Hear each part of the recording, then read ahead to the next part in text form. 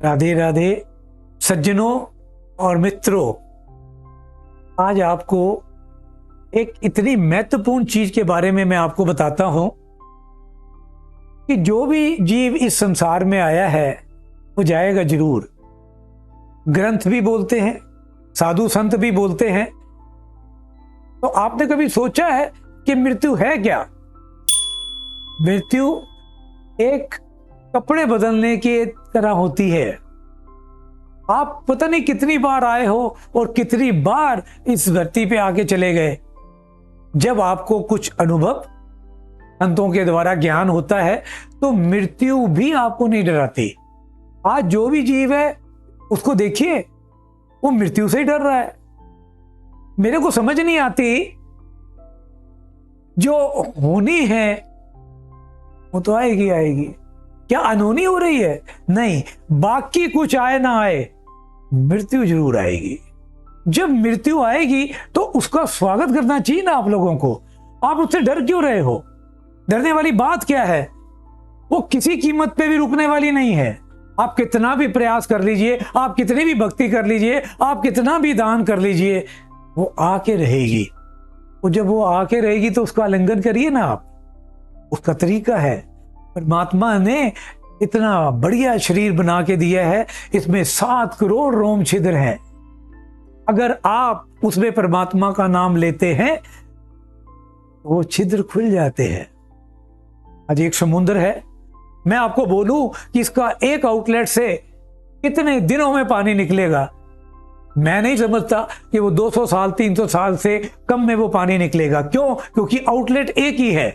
ऐसे ही मृत्यु आती है प्राणों के द्वारा और वो अंदर समाई रहती है।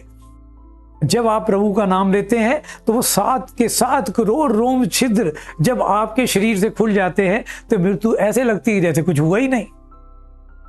आज अगर समुद्र के 7 करोड़ द्वार बना दिए जाएं तो मैं नहीं समझता कि वो ज्यादा से ज्यादा 5 मिनट के अंदर पूरा का पूरा पानी खत्म हो जाएगा। तो किसको ढूंढोगे और कहां ढूंढोगे? आत्मा सो परमात्मा। कितनी बार आप मन से,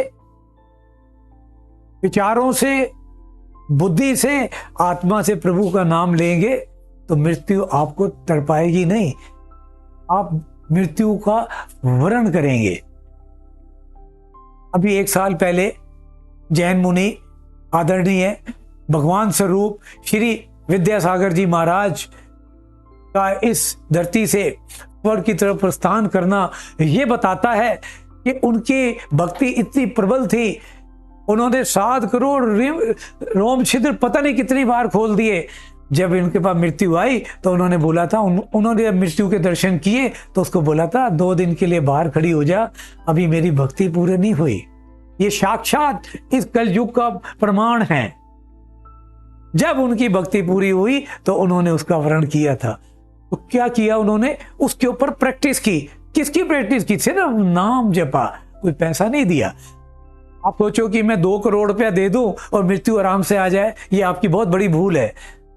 सिमरन इतनी बड़ी शक्ति है जिसमें पैसा, सोना, चांदी कोई काम नहीं करता। आप सिमरन कीजिए, अपने रोम छिद्र खोलिए, परमात्मा से मिलन करिए, तो फिर देखिए आपको जीवन में मृत्यु कभी नहीं सताएगी।